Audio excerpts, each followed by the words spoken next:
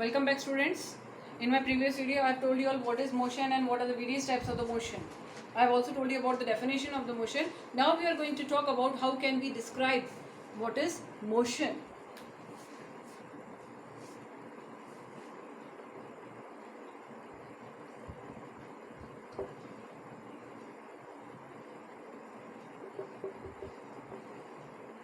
Whenever we want to describe any sort of motion, then we should first try to measure the position as well as the velocity of an object. The position of an object as well as the velocity of the motion of that object. So it always deals up with position and velocity of the object with which it is moving around. So here first we are going to deal up with position of the object. Okay, so whenever we are going to talk about the position of an object, it should always have certain reference point. That is how we can define a motion. Supposedly I am saying that my school is 2 kilometers away in south direction from my house. Okay, again I am repeating. मैं कह रही हूँ कि मेरा जो घर है it is 2 kilometres away in the south direction from my house. ठीक है, तो यहाँ पर मेरा जो हाउस है that is the reference point. Here house is the reference point. Okay, clear. And when we are talking about the distance, the position of the object, तो object क्या हो गया? The school. ठीक है, और उसकी पोजीशन क्या हो गई है? पोजीशन हो गई उसकी मेरे घर से 2 किलोमीटर दूर साउथ डायरेक्शन में. ठीक है, that means the position of the object और is that it is 2 kilometres away in the south direction. Accordingly ये तो एक एग्जाम्पल हो गया जो मैंने आपको बताया. दूसरा example, that a person is saying that the bus is moving. कोई एक पर्सन है, वो कहता है कि एक बस जो है वो मूव कर रही है. तो यहाँ पर रेफरेंस पॉइंट कौन हो गया? That particular person. और ऑब्जेक्ट क्या हो गया? बस. ठीक है, कि रेफरेंस पॉइंट पर्सन है और उसके अराउंड जो है, अराउंड है या उसको पास करते हुए बस निकल गई है. ठीक है, so object is the bus.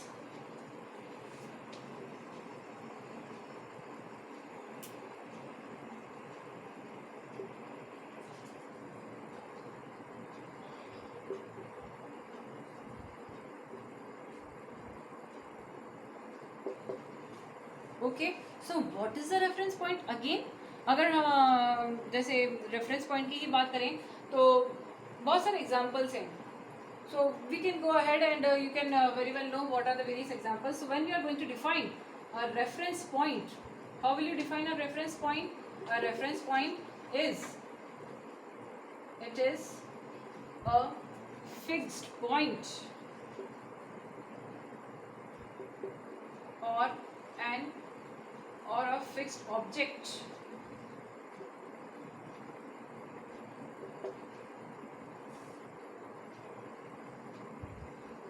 from which the position of an object is changing. That is known as the reference point. Reference point क्या होता है कि कोई एक particular fix point, it is always a fix point. ठीक है, कोई एक फिक्स पॉइंट या कोई एक फिक्स ऑब्जेक्ट जहां से दूसरा जो ऑब्जेक्ट है वो अपनी मेन पोजीशन को चेंज करता है, that is always known as the reference point. ये हर तरह के मोशन में है. अभी मैंने आपको जैसे लीनियर मोशन का एग्जांपल दिया. Again I am saying that the bus has left from the bus station 2 hours ago. Yeah, bus has moved out of the station and it has moved 2 kilometers away from the bus station. ठीक है, so यहाँ पर reference point क्या हो गया? Reference point हो जाएगा bus station and object क्या हो जाएगा? It is the bus. Okay, and what is the distance? It is 2 kilometers away from the bus station. So that is the reference point in linear motion. Reference point की अगर मैं बात करूं इन circulatory motion, जैसे fan है, okay ठीक। सो fan का जो मेन पार्ट है जिसमें मोटर लगी हुई होती है, that is the fix point, and the blades they keep on rotating around that particular motor or that particular point, then it is also said to be the reference point, okay। इसी तरह से pendulum वाला जो example मैंने आपको दिया था vibratory motion में, सो पेंडुलम जो है उसकी मीन पोजीशन ये रहती है, वो इसके टू एंड फ्रो मूवमेंट करता है, ठीक है। So this is the mean position, और we can say that it is the what to say reference point, getting my words। so this is how we define a motion or we describe a motion। now when we are talking about motion, then motion is a relative term,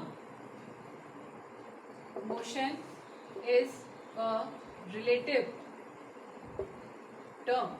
when I am saying that it is a relative term, it is always in reference with other points, okay। जैसे अभी हम बात ही कर रहे हैं, चलो उन examples को ना ले, अब हम दूसरा एग्जांपल ले लें कि जैसे सड़क पर कोई व्यक्ति खड़ा है, ठीक है, एंड उसके अक्रॉस जो है कोई बस पास ऑन हो गई है, ठीक है। तो उस व्यक्ति के अकॉर्डिंग जो सड़क पर खड़ा है उसके अकॉर्डिंग बस जो है वो एक मूविंग ऑब्जेक्ट है, ठीक है। या हम ये कह सकते हैं कि बस जो है मूविंग ऑब्जेक्ट है and it is moving in reference to that particular person standing outside on the road, ठीक है। और बस में जितने भी पैसेंजर्स बैठे हैं वो सब भी क्या है, वो सारे के सारे मूव कर रहे हैं according to that particular passenger. समझ में आया? सड़क के बाहर जो व्यक्ति खड़ा है उसको मूव करती हुई बस दिखती है, और जब वो बस उसके अकॉर्डिंगली मूव कर रही है तो बस का जो मोशन है वो किसके रेफरेंस में है, किसके रिलेशन में है, to that particular person who is standing outside on the road. Clear? अब उस बस में जो जितने भी पैसेंजर्स बैठे हैं वो सब भी बस के साथ साथ मूव कर रहे हैं, that means they are also in motion in relation to that particular person who is standing outside, ठीक। So that is how we say that it is a relative term. लेकिन इसको फिर हम यहाँ से इस तरह से समझते हैं कि बस तो मूव कर रही है और बस के साथ साथ सारे पैसेंजर्स मूव कर रहे हैं, ठीक है, लेकिन बस में जो पैसेंजर्स एक साथ बैठे हैं वो इधर उधर मूव नहीं कर रहे हैं, वो अपनी अपनी सीट पर स्टैटिक बैठे हैं, ठीक है। सो वो एक दूसरे के रेफरेंस में मूव नहीं कर रहे हैं, according to them they are not in motion, ठीक है। जैसे मैं कार में बैठी हूँ और मेरे साथ में कोई दूसरा व्यक्ति कार में बैठा है, ठीक है, तो हालांकि कार मूव कर रही है और कार के साथ साथ हम मूव कर रहे हैं, तो सड़क के बाहर जो भी कार के बाहर सड़क पे खड़ा कोई भी व्यक्ति जो हमें देखेगा वो कहेगा कि हाँ, कार के साथ साथ जो भी पैसेंजर्स जा रहे हैं वो मूव कर रहे हैं, तो उसके कंसर्न में या उसके रेफरेंस में मैं मोशन में हूँ या मेरी जो कार है वो मोशन में है। लेकिन जब हम दो जने एक ही सीट पर बैठे हैं, हम दोनों कोई मोशन परफॉर्म नहीं कर रहे हैं एक दूसरे के रिलेशन में, ठीक है, that means we are not performing any motion, so it is always in relation with other object, that is what is meant by that motion is a relative term। what my words, I hope that it is very well understood। इसको हम इस तरह से भी देख सकते हैं कि सड़क पे जब कोई व्हीकल चलता है, जैसे बस का ही एग्जांपल हमने लिया था, बस में जब हम बैठे हैं तो बस मूव करती है along the road और बस में बैठी हुई सवारियां भी सब उसके साथ साथ मूव करती हैं, लेकिन बस की सवारियों का आपस में किसी तरह का कोई रिलेटिव मोशन नहीं है, ठीक।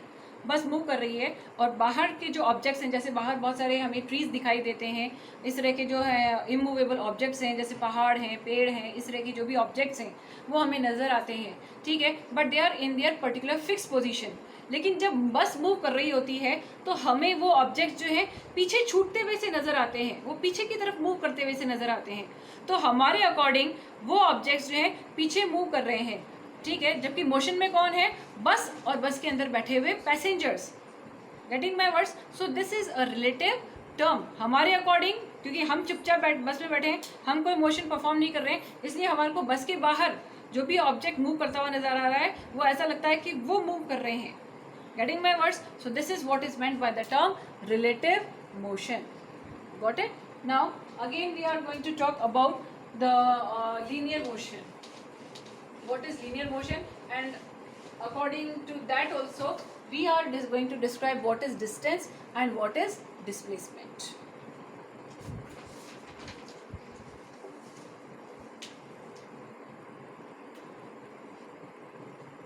Distance and displacement in a linear motion. ठीक है, जैसे कोई भी एक ऑब्जेक्ट जो है मूव करना स्टार्ट कर रहा है from this mean position O. ये कोई मीन पोजीशन है O जिसको हम रेफरेंस पॉइंट मान के चल रहे हैं. ठीक है, अब वो ऑब्जेक्ट जो है इन पर्टिकुलर पॉइंट से होता हुआ पास ऑन हो रहा है. ठीक है, this is point A, this is B, this is C, D, E. A point पे 10 kilometres, this is the distance in kilometres. Okay, B point पे 20 किलोमीटर्स, C पॉइंट पे 30 किलोमीटर्स, D पॉइंट पे 40 kilometres and E point पे 50 kilometres. ठीक है, जैसे कोई object move करना स्टार्ट करता है अलोंग दिस लीनियर पाथवे, वो O पॉइंट से B पॉइंट तक गया. ठीक है, तो उसका डिस्टेंस क्या हो गया? O पॉइंट से लेकर के B पॉइंट तक जो उसका डिस्टेंस है that is 20 kilometers. That is the maximum distance between the mean position as well as the final position. यहाँ पर मीन पोजीशन क्या है? O point, that is the point of origin. O point जो है उसकी mean position है और जिस पॉइंट पे उसने रीच अप किया that is at the point B, वो उसकी फाइनल पोजीशन होगी. ठीक है, सो यहाँ से यहाँ तक जब उसने मूव किया है, ठीक, तो उसने कितना डिस्टेंस कवर अप किया? It is 20 kilometres. ठीक है, that is the maximum distance length wise that is travelled by an object from the mean position to the final position.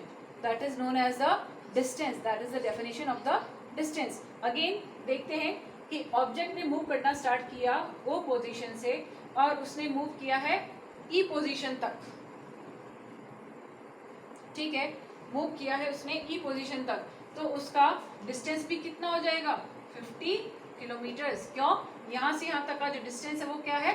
50 kilometre. That is the maximum difference length wise between the mean position as well as the final position is known to be the distance travelled by a particular object. ये इसकी mean position हो गई, ये इसकी final position हो गई. Final position minus mean position, it is going to give you the maximum distance travelled.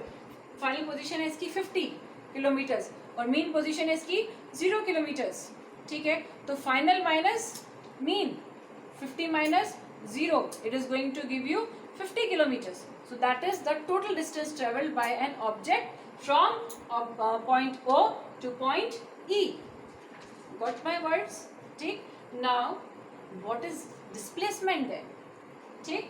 When we are talking about displacement, displacement is the minimum distance traveled by an object from the mean position to the final position. Again आप देखें कि जैसे किसी object ने travel करना start किया from point O, ठीक है, और उसने ट्रेवल किया है अप टिल पॉइंट E, तो यहाँ पर डिस्प्लेसमेंट भी कितना हुआ? द मिनिमम डिस्टेंस क्या हुआ? 0 से लेकर के 50 के बीच का जो डिस्टेंस है that is the minimum distance. So it is again 50 kilometres. Supposedly object O point से लेकर के E पॉइंट तक गया और वापस E पॉइंट से लेकर के O पॉइंट तक आ गया. ठीक, सो इसकी इनिशियल पोजीशन क्या थी? O point. फाइनल पोजीशन क्या हो गई? क्योंकि वो वापस लौट करके O पॉइंट पर ही आया, तो उसकी फाइनल पोजीशन भी क्या हो गई? O point. ठीक, सो हियर डिस्प्लेसमेंट क्या हो गया? 0, because 0 minus 0 it is going to give you the value of 0. चलो इसको इस तरह से समझते हैं कि कोई ऑब्जेक्ट जो है मूव करना स्टार्ट हुआ from position O and it travelled to position E. ठीक है, और उसने वापस यू टर्न मारा from position E up till position B. ठीक है, तो यहाँ पर डिस्प्लेसमेंट कितना हुआ? डिस्टेंस तो हो गया आपका, डिस्टेंस हो जाएगा आपका 0 से लेकर के E 50 और 50 के बाद में वापस कितना? 10, 20, 30. यानी यहाँ पर डिस्टेंस तो कितना हो गया? 80 किलोमीटर्स मैक्सिमम डिस्टेंस है ना। यहाँ से पहले यहाँ गया ऑब्जेक्ट और ऑब्जेक्ट यहाँ से टर्न अप होकर के वापस यहाँ आया, यानी उसने यहाँ से लेकर के यहाँ तक का जो डिस्टेंस है वो पूरा कवर अप किया है, पाथवे जो है पूरा कवर अप किया है। ठीक है, तो यहाँ से यहाँ तक का जो डिस्टेंस है वो तो 50 और 50 से लेकर यहाँ तक का जो डिस्टेंस है it is 30। What my words? So 50 + 30 it is going to give you 80। ये तो हो गया डिस्टेंस। अब हम डिस्प्लेसमेंट की बात कर रहे हैं, तो 0 से लेकर के इसकी जो व्हाट टू से फाइनल पोजीशन है, 0 इसकी मेन पोजीशन है, ठीक, और इसकी फाइनल पोजीशन क्या है 20। तो डिस्प्लेसमेंट कितना हो गया 20 किलोमीटर्स। तो डिस्टेंस इज 80 किलोमीटर्स। वही ऑब्जेक्ट है, वही पाथवे है, लेकिन दोनों ही वैल्यूज में डिफरेंस है कि डिस्टेंस तो यहाँ पर हो गया 80 किलोमीटर्स और डिस्प्लेसमेंट हो गया बेटा 20 kilometres. Why? According to the definition, displacement is the minimum pathway traveled by an object from its mean position to its final position. ठीक है, so according to this again circular motion की अगर हम बात करें, ठीक है, so circular motion में जब फैन रोटेट करता है around its main position, so क्या होता है कि वो पूरा का पूरा ये सर्कुलर पाथ जो है उसको कंप्लीट करता है। तो इसका जितना भी डिस्टेंस आता होगा, ठीक है, according to the parameter, clear, so वो क्या हो जाएगा इसकी सर्कमफ्रेंस के अकॉर्डिंग इसका डिस्टेंस ट्रेवल हो जाएगा। Getting my words? लेकिन उसका डिस्प्लेसमेंट क्या रहेगा? डिस्प्लेसमेंट उसका 0 हो जाएगा। क्यों? क्योंकि उसने स्टार्ट किया, ब्लेड्स ने मूव करना स्टार्ट किया फ्रॉम दिस पोजीशन और ब्लेड वापस मूव होकर के वापस आ गई again back to that position. ठीक है, सो डिस्प्लेसमेंट यहाँ हमेशा क्या रहता है 0। तो जब कभी भी सर्कुलर मोशंस परफॉर्म किए जाते हैं तो डिस्प्लेसमेंट हमेशा रहता है 0 और डिस्प्लेसमेंट जो है it is going to give you the maximum value पर turn the circular motion is going to be performed. What my words? So accordingly the distance of an object